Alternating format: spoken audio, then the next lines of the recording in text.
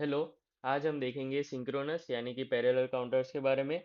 यहाँ पे सिंक्रोनस का मतलब वो होता है कि वो सर्किट्स जिनके अंदर हम लोग जो भी हमारे कंपोनेंट्स हो जैसे कि फ्लिप फ्लॉप्स सबके अंदर हम लोग एक सिंगल क्लॉक देते हैं, यानी कि सेपरेट क्लॉक नहीं होते हर एक कंपोनेंट के लिए। तो सिंक्रोनस काउंटर्स चाहे वो अप काउंटर हो या डाउन काउंटर, हमें उन्हें बनाने के लिए कुछ बेसिक स्टेप्स फॉलो करने होंगे। तो हमारा फर्स्ट स्टेप है कि हम लोग एक स्टेट ट्रांजिशन डायग्राम बनाएंगे जहाँ पे हम लोग देख सकते हैं कि सपोज ये एक अप काउंटर है, तो 0 0 0 से 0 0 1 तक, और फिर आगे 0 1 2 3 4 5 6 7 एंड देन अगेन 0। तो ऐसे हम लोग एक स्टेट ट्रांजिशन डायग्राम बनाएंगे।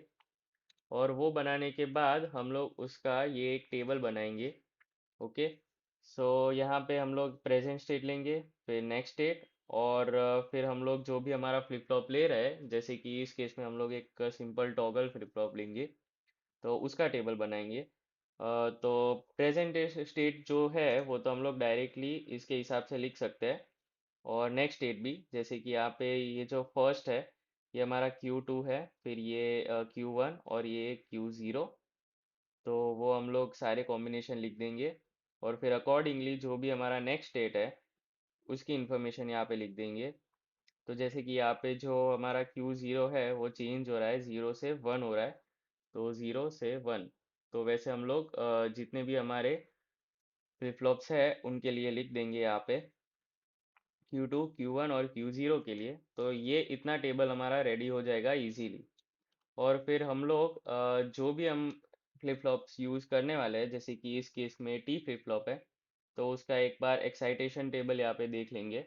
और उसके अकॉर्डिंगली हम लोग जो भी ये टेबल है वो बनाएंगे for each specific flip flop. Okay. तो जैसे कि यहाँ पे Q0 है, तो हम लोग Q0 और उसका प्रेजेंट स्टेट और उसका नेक्स्ट स्टेट इन दोनों को कंपेयर करेंगे।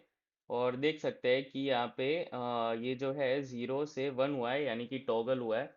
और टी फ्लिप फ्लॉप में टॉगल कब होता है, तो जब हम लोग ने टी को 1 दिया हो। ओके। और वैसा ना सोचना हो तो यहाँ पे सिंपली देख सकते हो कि जब Q0 हमारा प्रेजेंट स्टेट 0 है और नेक्स्ट स्टेट 1 है, तो वो ये वाला केस हो गया 0 1, तो वहाँ पे T1 है, राइट। हम लोग डायरेक्टली T1 लिख देंगे यहाँ पे। तो वैसे ही ऑब्जर्व करोगे तो T0 तो हमेशा पूरा 1 ही आएगा। और जो T1 है वो और T2, इन दोनों को हम लोग अकॉर्डिंगली बना लेंगे अपने Q1 T+1 से और Q2 T+1 से। तो ये टेबल जब पूरा रेडी हो गया हो, तो इसके अकॉर्डिंगली हमें T2 T1 और T0 के लिए इक्वेशंस बनाने पड़ेंगे, जिससे हम लोग इसकी सीक्वेंशियल सर्किट बना सके। तो यहाँ पे हमारे पास उसके के मैप्स है। के मैप्स हम लोग अकॉर्डिंगली जो भी है उसके प्रेजेंट स्टेट से इन तीनों से बना लेंगे डायरेक्टली। ओके, ये सिंपल ही है, यहाँ पे हमने इसको मिनिमाइज किया है। तो जो हमारा T2 है उसके अंदर आएगा Q1 Q0, और T1 है उसके अंदर Q0। और जो हमारा T0 है उसमें तो कंपलसरी 1 ही है, तो वो हम बनाए या ना बनाए कुछ फर्क नहीं पड़ता। और ये तीन स्टेप्स फॉलो करके हम लोग कोई भी काउंटर जो है सिंक्रोनस काउंटर, उसके लिए हम लोग बना सकते हैं एक सीक्वेंशियल सर्किट। अब एग्जाम्स वगैरह में अगर जो ये पूरी जो भी है स्टेप्स ये सब फॉलो ना करने हो, या फिर अगर जो टाइम कम हो, तो डायरेक्टली एक जेनेरिक फार्मूला है ये यूज़ कर सकते हैं कि जो भी हमारा इक्वेशन चाहिए हमें कोई भी अगर जो टी फ्लिप फ्लॉप के लिए, तो उसके अंदर डायरेक्टली Q(n−1) फिर मल्टीप्लाइड बाय n-2, और वैसे करके जाते जाएंगे Q(0) तक। सो सिंपली यहाँ पे वैसे ही मैंने लिखा है 4 बिट्स के लिए, जो अभी हम देखेंगे कि T0 है तो डायरेक्टली 1, T1 जो है वो Q0, T2 है Q1 into Q0, then T3 है Q2 Q1 Q0, T4 है Q3 Q2 Q1 Q0। तो पैटर्न तो यहाँ पे पूरी फॉलो होगी, सेम पैटर्न यहाँ पे फॉलो होगी जितनी भी हम लोग लेंथ रखेंगे यहाँ पे। ओके, सो ये बेसिक 3 स्टेप्स है जिसके अंदर हम लोग कंप्लीट कर सकते हैं। Okay, done. और इसके लिए हमारे पास यहाँ पे सीक्वेंशियल सर्किट रेडी है इसका। तो इसके अंदर हमने जो हमारे इक्वेशंस मिले हैं हमें वही इक्वेशंस मैंने यहाँ पे प्लॉट किया है। तो उसमें कुछ भी अलग नहीं है, और इसे हम लोग अगर जो परफॉर्म करेंगे, वॉक थ्रू करेंगे, जैसे कि यहाँ पे अभी Q0 जो है हमारा, वो ज़ीरो है और ये वन है। और इसमें आप लोग देख सकते हो कि जितने भी फ्लिप फ्लॉप्स है हमारे, सबके अंदर हमने एक सिंगल कॉमन क्लॉक दी है। एसिंक्रोनस में हम लोग ऐसा नहीं करते थे। एसिंक्रोनस में हम लोग क्यू से देते थे या फिर क्यू बार से देते थे, लेकिन इस केस में हमने डायरेक्टली एक ही क्लॉक साइकिल दी है यहाँ पे। तो मैं अगर जो यहाँ पे एक क्लॉक साइकिल दूँ, तो ये जो Q हमारा ज़ीरो है यहाँ पे, वो वन हो जाएगा। ओके, और अकॉर्डिंगली यहाँ पे हमें वन दिख रहा है, राइट। अब ये वन हुआ, और फिर यहाँ पे मैं वापस से एक साइकिल दूंगा, तो यहाँ पे क्या हो जाएगा कि ये ज़ीरो है, तो वो वन हो जाएगा, जस्ट लाइक दैट, और वो हमें यहाँ पे दिखेगा। ओके, अब नेक्स्ट जब मैं दूंगा, तो देख सकते हो कि ये दोनों वन हो गए, जिसकी वजह से हमें ये यहाँ पे एक मिलेगा, ये, और हम आगे उसका देख सकेंगे।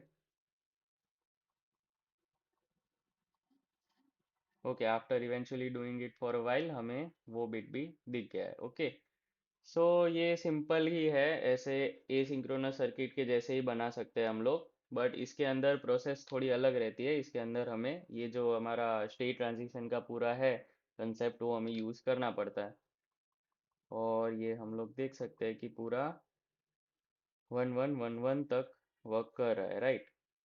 और सिमिलरली अगर हमें इसका डाउन काउंटर बनाना हो, तो डाउन काउंटर के लिए हमें सेम प्रोसेस फॉलो करनी रहेगी। पहले हम लोग ये डायग्राम बनाएंगे, फिर उसका table, then excitation table use करके ये वाला टेबल, देन इसके अकॉर्डिंगली हम लोग के मैप्स बनाएंगे, उनको सॉल्व करेंगे, उससे हमें इक्वेशन मिलेगी, और इक्वेशन से हम लोग प्लॉट करेंगे। बट अगर जो एग्ज़ाम के अंदर टाइम कम है, तो यहाँ पे भी डायरेक्टली हम लोग एक यूज़ कर सकते हैं ट्रिक, कि यहाँ पे हमने जो भी आउटपुट्स है, वो डायरेक्टली सभी फ्लिप फ्लॉप के क्यू से लिए है, जैसे कि यहाँ पे, यहाँ पे, यहाँ पे और यहाँ पे। लेकिन अगर हमें इसका सिमिलर डाउन काउंटर बनाना हो, तो हम डायरेक्टली जो हमारा क्यू बार है वहाँ से इनपुट लेंगे। तो ये हो गया। और अब यहाँ पे देख सकते हो कि ये as a down counter work करेगा। तो अगर टाइम कम है, तो डायरेक्टली अगर आपको ये याद हो, इसकी जनरल इक्वेशन काफ़ी सिंपल है, तो ये तो याद रह जाना चाहिए। और उसके अकॉर्डिंगली ही ये भी कर सकते हो। और अगर याद ना भी हो, तो भी ये प्रोसेस तो काफ़ी सिंपल ही है, एक दो बार प्रैक्टिस करोगे तो इसी प्रोसेस से रिपीटेटिवली आप बना सकते हो इसको। So this was synchronous counter, up and down counter, okay, और वो भी पॉजिटिवली एज्ड।